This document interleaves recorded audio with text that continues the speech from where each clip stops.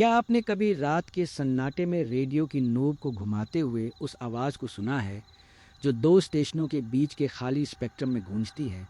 उस चरचराहट और सफ़ेद शोर, वाइट नॉइज़ के बीच, जब पूरे शहर के सारे ब्रॉडकास्टिंग स्टेशन बंद हो जाते हैं, तब भी कोई एक फ्रीक्वेंसी ऐसी होती है जो खामोश नहीं होती। हम सोचते हैं कि वो सिर्फ कोई बग या ख़राब सिग्नल है, लेकिन 90 के दशक के एनालॉग दौर में आकाशवाणी के रिकॉर्ड्स में एक ऐसी फ्रीक्वेंसी दर्ज हुई थी जो किसी इंसानी टावर से प्रसारित ही नहीं हो रही थी। मेरा नाम विक्रम मेहरा है। 1990 के दशक में मैं ऑल इंडिया रेडियो के इंदौर केंद्र में बतौर साउंड इंजीनियर और नाइट शिफ्ट ट्रांसमिशन कंट्रोलर काम करता था। वह दौर डिजिटल ऑटोमेशन का नहीं था। स्पूल टेप, भारी भरकम कंसोल और वाल्व वाले रेडियो का ज़माना था। उस दौर में रात के 11 बजे राष्ट्रगान बजने के बाद सारे स्टेशन अपने ट्रांसमीटर बंद कर देते थे और पूरा रेडियो स्पेक्ट्रम सन्नाटे में डूब जाता था। लेकिन सन 1993 की कड़कड़ाती ठंड में 104.4 मेगाहर्ट्ज़ की फ्रीक्वेंसी पर मेरे साथ जो घटा, उसने मेरे साउंड इंजीनियरिंग के सारे सिद्धांते और मेरी पूरी मानसिक स्थिति को हमेशा के लिए बदल कर रख दिया। आज मैं आपको हैंनफोर्ड पॉइंट 4.4.4.4.4.4 केरन्स डफ एप्टम फ्रीक्वेंसी का वही अधूरा और खौफनाक सच सुनाने जा रहा हूँ। बात नवंबर 1993 की है। मध्य प्रदेश में कड़ाके की ठंड पड़ रही थी।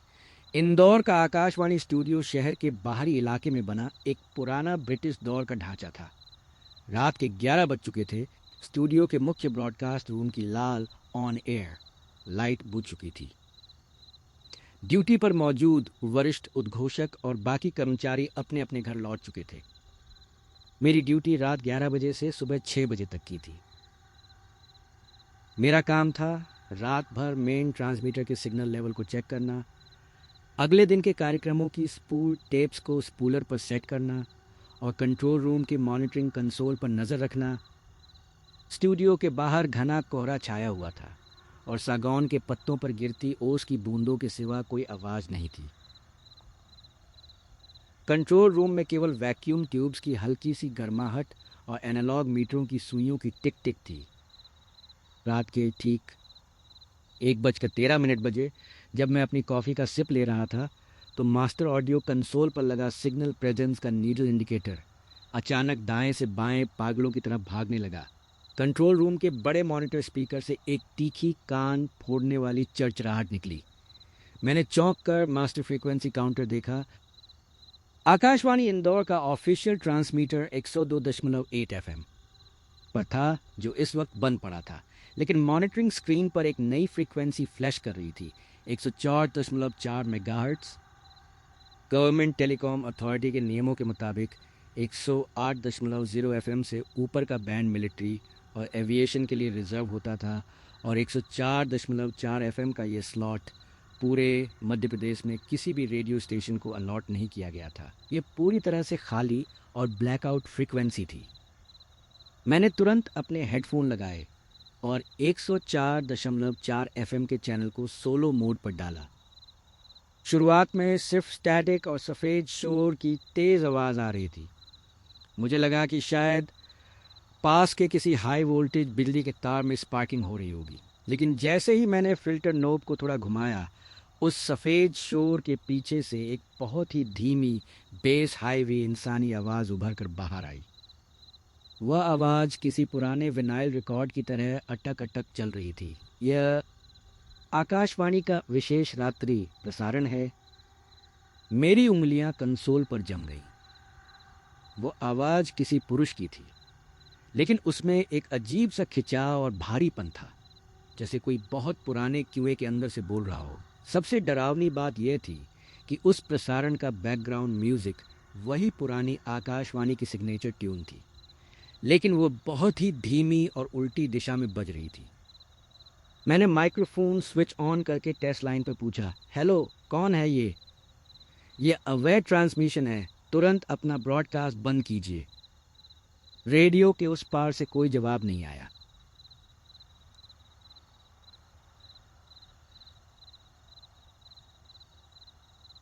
लेकिन अगले ही पल उस आवाज़ ने जो कहा, उसने मेरी रीढ़ की हड्डी में बर्फ़ की ठंडक घोल दी। आज रात 2:05 बजे पलासिया चौराहे पर बस नंबर MP0 नॉन A4102 पुलिया से टकराकर पलटेगी। 14 मुसाफिर पानी में समाएंगे और उसके तुरंत बाद एक तेज सीटी की आवाज़ आई और 104.4 FM पूरी तरह खामोश हो गया। मैं स्तब्ध खड़ा था।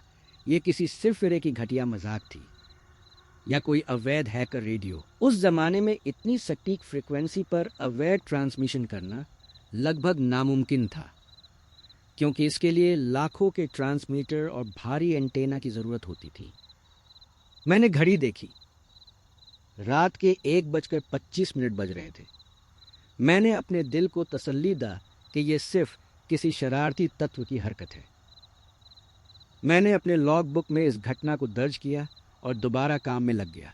लेकिन मेरा ध्यान बार बार कंट्रोल रूम की बड़ी दीवार घड़ी पर जा रहा था। रात के ठीक 2:05 बजे कंट्रोल रूम का लैंडलाइन फ़ोन अचानक धनधना उठा। उस रात के सन्नाटे में फ़ोन की घंटी किसी धमाके जैसी लगी। मैंने कांपते हाथों से रिसीवर उठाया। दूसरी तरफ पुलिस कंट्रोल रूम से मेरा दोस्त इंस्पेक्टर शर्मा था। उसकी आवाज़ घबराई हुई थी। विक्रम, तुरंत स्टेशन के इमरजेंसी ट्रांसमीटर को ऑन करो और एम्बुलेंस व पुलिस अनाउंसमेंट का लूप चलाओ। क्या हुआ शर्मा जी? मैंने हकलाते हुए पूछा। अभी 5 मिनट पहले रात 2:05 बजे पलासिया चौराहे पर एक बहुत बड़ा हादसा हो गया है। देवास डिपो की बस नंबर 5070 वट 3000 60,000 अनियंत्रित होकर पुलिया से नीचे नदी में गिर गई है। 14 लोग मौके पर ही। मेरे हाथ से फोन का रिसीवर छूटकर नीचे फर्श पर जा गिरा। 104.4 FM पर जो भविष्यवाणी 52 मिनट पहले की गई थी, वो अक्षरशः सच साबित हुई थी। गाड़ी का नंबर, हादसा होने का समय, जगह और मौतों की सटीक संख्या, सब कुछ वही था। मैं कंट्रोल रूम के फर्श पर बैठा हाँफ रहा था। मेरा दिमाग काम करना बंद कर चुका था। वो कोई रेडियो स्टेशन नहीं था। वो फ्रीक्वेंसी भविष्य में होने वाली मौतों का सीधा प्रसारण कर रही थी। मैं जानता था कि अगर मैंने ये बात किसी को बताई तो पुलिस मुझे ही उस हादसे का साजिश करता समझकर गिरफ्तार कर लेगी या लोग मुझे पागल करार दे देंगे। मैंने तय किया कि मैं अगली रात फिर उस फ्रीक्वेंसी को मॉनिटर करूंगा। अगली रात यानी 27 नवंबर 1993। इस बार मैं अकेला नहीं रहना चाहता था, लेकिन किसी सहकर्मी को ये बात बताना खतरे से खाली नहीं था। मैंने अपने साथ एक portable spool, 2 spool audio recorder, tape recorder रखा ताकि मैं उस फैंटम फ्रीक्वेंसी के हर एक शब्द को सबूत के तौर पर रिकॉर्ड कर सकूं। रात के ठीक 1:13 बजे मास्टर कंसोल का सिग्नल मीटर फिर से दाएं तरफ झुका। 104.4.4.4.4। सफ़ेद शोर के बीच से वही भारी अमानवीय आवाज़ दोबारा गूंजी। इस बार उस आवाज़ में एक अजीब सी खौफनाक सरसराहट थी, जैसे कोई बहुत करीब आकर फुसफुसा रहा हो। ये आकाशवाणी का विशेष रात्रि प्रसारण है। मैंने तुरंत अपने टेप रिकॉर्डर का रेक बटन दबाया। लाल लाइट जल उठी। आवाज़ ने आगे कहा, आज रात 3:30 बजे आकाशवाणी परिसर के पास ओल्ड रेलवे क्वार्टर नंबर 7 में शॉर्ट सर्किट से भीषण आग लगेगी। एक कर्मचारी झुलसकर मरेगा। रेडियो का ट्रांसमिशन बंद हो गया। मेरी आंखों के सामने अंधेरा छा गया। ओल्ड रेलवे क्वार्टर नंबर 7, वह मेरा खुद का क्वार्टर था और उस वक्त मेरी पत्नी और मेरी 6 साल की बेटी उस क्वार्टर के अंदर सो रहे थे। रेडियो से वह घोषणा सुनते ही मेरे हाथों के तोते उड़ गए। मेरी छाती के अंदर दिल इतनी तेजी से धड़कने लगा जैसे अभी पसलियों को तोड़कर बाहर निकल आएगा। क्वार्टर नंबर 7 फीट मेरा घर था। मेरी पत्नी और मेरी 6 साल की बच्ची वहाँ गहरी नींद में सो रहे थे। और समय हो रहा था रात के 1:20। यानी मेरे पास सिर्फ 1 घंटा और 10 मिनट थे। मैंने नाव देखा ना ताव, कंट्रोल रूम का दरवाज़ा धकेला और पागलों की तरह बाहर की तरफ भागा। बाहर इतना घना कोहरा और अंधकार था कि टॉर्च की रोशनी भी 5 फीट आगे नहीं जा पा रही थी। कड़कड़ाती ठंड में मैं नंगे पैर हाफते हुए रेलवे क्वार्टर की तरफ दौड़ रहा था। दिमाग में सिर्फ एक ही बात गूंज रही थी, 3:30 बजे शॉर्ट सर्किट, आग और मौत। रात के 1:40 बजे मैं हाफता हुआ अपने क्वार्टर के बाहर पहुंचा। मैंने पागलों की तरह दरवाज़ा पीटना शुरू किया। मेरी पत्नी नीलम ने घबराकर दरवाज़ा खोला। वह अपनी आंखों को मलते हुए बोली, क्या हुआ विक्रम? इतनी रात को इस हालत में? सब ठीक तो है? मैंने बिना कुछ बोले अपनी बेटी को बिस्तर से उठाया, कंबल में लपेटा और नीलम का हाथ पकड़कर उन्हें बाहर खींच लाया। नीलम बार बार पूछती रही कि क्या बात है, लेकिन मेरे पास उसे समझाने का समय नहीं था। मैंने उन्हें स्टूडियो के बाहर बने गार्ड रूम में सुरक्षित बैठाया और खुद तुरंत वापस अपने घर की तरफ भागा। मैं देखना चाहता था कि क्या मैं उस अनहोनी को रोक सकता हूँ। मैंने अपने घर का मेन पावर स्विच एमसीबी बाहर से ही बंद कर दिया। पूरे घर की बिजली काट दी ताकि किसी भी तरह के शॉर्ट सर्किट की गुंजाइश ही न रहे। घर के अंदर कोई बिजली का उपकरण चालू नहीं था। समय बीतता गया। मैं अपने घर के आंगन में एक टॉर्च हाथ में लिए खड़ा था। चारों तरफ सन्नाटा था। मुझे लगा कि मैंने बिजली काटकर काल के उस चक्र को तोड़ दिया है। लेकिन ठीक 3:29 बजे एक बहुत ही अजीब घटना घटी। बिजली का मेन स्विच बंद होने के बावजूद मेरे बंद बेडरूम के अंदर से एक मध्यम पीली रोशनी चमकने लगी और उसके साथ ही कमरे के अंदर रखे मेरे पुराने पोर्टेबल रेडियो से एक तेज चरचराहट की आवाज़ आने लगी। मेरी रूह कांप गई। जिस रेडियो में न बिजली की तार जुड़ी थी और न ही बैटरी लगी थी, वो बंद घर के अंदर अपने आप बज रहा था। मैं डरते डरते खिड़की के पास पहुंचा और शीशे से अंदर झांका। कमरे के अंदर सीलिंग फैन के हुक से बिजली की पुरानी पुरानी कॉपर वायर, तांबे की तारें अपने आप सांप की तरह हवा में लहरा रही थी। हवा में नीली चिंगारियां उठ रही थीं, जैसे कोई अदृश्य शक्ति उन तारों को आपस में रगड़ रही हो। और फिर ठीक 3:30 बजे एक जोरदार धमाका हुआ। मेन स्विच बंद होने के बावजूद छत की लकड़ी की कड़ियों में अपने आप आग लग गई। देखते ही देखते पूरा बेडरूम आग की लपटों में घिर गया। विषैला काला धुआं खिड़कियों से बाहर निकलने लगा। अगर मेरी पत्नी और बच्ची उस कमरे में सो रहे होते तो उस धुएं और आग में घुटकर उनकी मौत निश्चित थी। वह भविष्यवाणी सच हुई थी, लेकिन बिजली के फेलियर से नहीं, बल्कि किसी ऐसी ताकत से जो उस भविष्यवाणी को हर हाल में सच करना चाहती थी। अगली सुबह आग बुझा दी गई। पुलिस और फायर ब्रिगेड ने इसे रहस्यमयी शॉर्ट सर्किट बताकर फाइल बंद कर दी। लेकिन मैं जानता था कि यह कोई साधारण बात नहीं थी। मेरे पास वह स्पूल टेप मौजूद थी जिस पर मैंने रात को 104.4.4.4.4.4.4 किया था। दोपहर के वक्त जब पूरा स्टूडियो खाली था, मैं साउंड प्रूफ एडिटिंग रूम में गया। मैंने उस टेप को मास्टर स्पूल डेक पर चढ़ाया और हेडफोन लगा लिए। मैंने टेप को प्ले किया। वही भारी आवाज़ स्पीकर में गूंजी।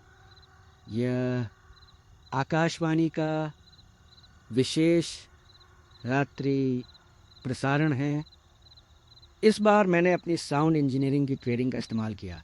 मैंने उस ऑडियो फाइल के बैकग्राउंड शोर को साफ किया और उसकी फ्रीक्वेंसी को स्लो मोशन, धीमी गति पर चलाया। जैसे ही मैंने आवाज़ की पिच को नीचा किया, उस अमानवीय आवाज़ के पीछे दबी हुई एक और धुन साफ सुनाई देने लगी। वह आकाशवाणी का कोई साधारण सिग्नेचर ट्यून नहीं था। वो 1970 के दशक की एक पुरानी रेडियो रिकॉर्डिंग थी जिसमें बीच बीच में मॉर्स कोड की बीप आ रही थी। मैंने तुरंत आकाशवाणी के पुराने आर्काइव्स रूम का रुख किया। आर्काइव रूम स्टूडियो के बेसमेंट में बना एक धूल धूसरित कमरा था जहां 90 के दशक से पहले के सारे सरकारी दस्तावेज, टेप्स और लॉग बुक्स रखी थी। मैंने 104.4 एफएम का पुराना इतिहास खोजना शुरू किया। घंटों की मशक्कत के बाद मुझे सन 1971 भारत पाकिस्तान युद्ध के ज़माने का एक पुराना पीला पड़ चुका गुप्त दस्तावेज मिला। उस पर लाल स्याही से लिखा था, कॉन्फिडेंशियल इमरजेंसी ब्रॉडकास्ट टेस्ट 1971। उस दस्तावेज को पढ़ते ही मेरे माथे पर ठंडा पसीना आ गया। दस्तावेज के अनुसार 1971 के युद्ध के दौरान भारत सरकार ने आपातकालीन नागरिक चेतावनी प्रणाली इमरजेंसी सिविल डिफेंस वार्निंग के लिए 104.4 एफएम की एक प्रायोगिक एक्सपेरिमेंटल गुप्त फ्रीक्वेंसी बनाई थी। इस फ्रीक्वेंसी का कंट्रोल रूम इंदौर के इसी स्टूडियो के नीचे एक गुप्त बंकर में बनाया गया था। 28 नवंबर 1900 थी। 71 की रात को chief sound operator Shri Sudarshan Bhattacharya युद्ध की त्रासदी और अपने परिवार की मौत की खबर सुनकर इसी बंकर के अंदर ट्रांसमिटिंग कंसोल पर बैठे बैठे हृदयाघात से मृत्यु को प्राप्त हो गए थे। मरते वक्त भी उनके हाथ में माइक्रोफोन था और वे आने वाले खतरों की चेतावनियां रिकॉर्ड कर रहे थे।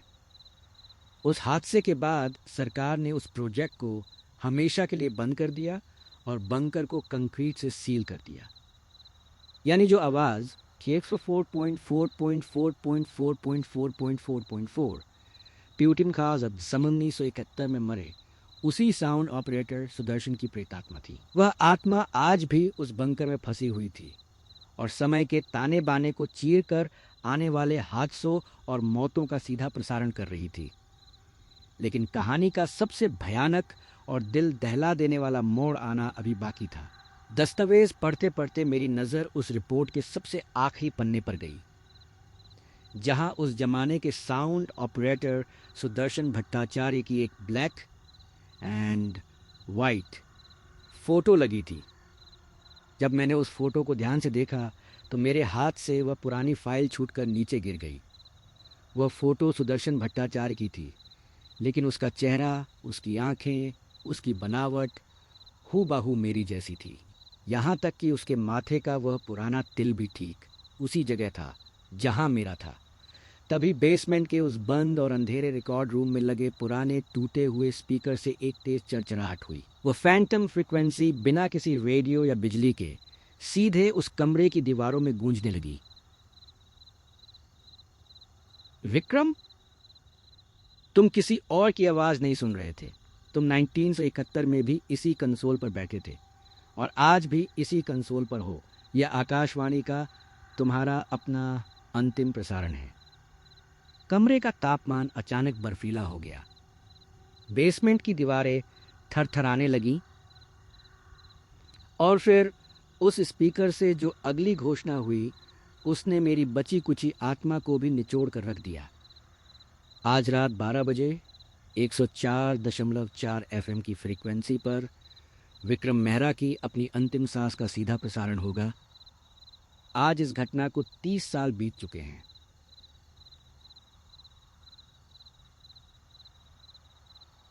सन 1999 की उसी रात मैंने आकाशवाणी की अपनी वो नौकरी छोड़ दी थी। मैं उसी रात इंदौर शहर छोड़कर एक गुमनाम जिंदगी जीने के लिए दूर चला आया। मैंने अपनी ज़िंदगी में फिर कभी किसी रेडियो, हेडफोन या साउंड कंसोल को हाथ नहीं लगाया। लेकिन क्या मैं उस फैंटम फ्रीक्वेंसी के चक्रव्यूह से बच पाया? आज भी जब कभी रात के सन्नाटे में मेरे आसपास कोई रेडियो बजता है या कार के स्टीरियो में फ्रीक्वेंसी बदलती है, तो 104.4 मेगाहर्ट्ज़ पर सिर्फ सफ़ेद शोर नहीं आता। उस शोर के पीछे से वही मेरी अपनी आवाज़ फुसफुसाती है। प्रसारण अभी समाप्त नहीं हुआ है विक्रम, हम जल्द ही ऑन एयर आ रहे हैं। अगली बार जब आप रात के सन्नाटे में रेडियो की नोब घुमा रहे हो और किसी खाली बैंड पर अचानक कोई अनजानी आवाज़ सुनाई दें, तो उसे ज़्यादा देर सुनने की गलती मत कीजिएगा। क्या पता वो प्रसारण सिर्फ और सिर्फ आपके लिए ही किया जा रहा हो।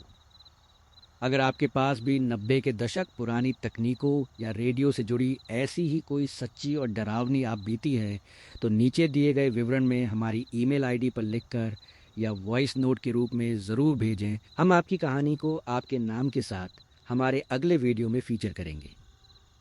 इस वीडियो को एक लाइक और शेयर ज़रूर करें और ऐसी ही और रोंगटे खड़े कर देने वाली हॉरर कहानियों के लिए चैनल को तुरंत सब्सक्राइब करके बेल आइकन दबाना बिल्कुल न भूलें। सुरक्षित रहें, सावधान रहें और रात के सन्नाटे में रेडियो की आवाज़ों से बचकर रहें।